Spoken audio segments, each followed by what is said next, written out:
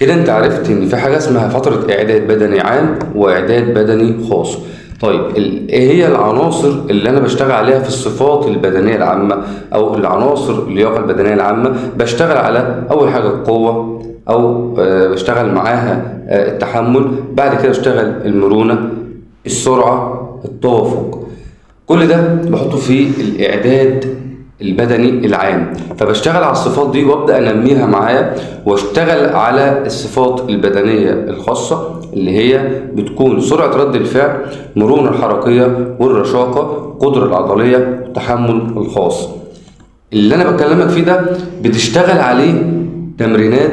رقم واحد في التراك، تستخدم التراك معاك في الملعب. رقم اتنين تستخدم الجيم. رقم تلاتة تستخدم صالة الكاراتيه. يبقى احنا عندي 3 حاجات بعمل فيهم الاعداد البدني.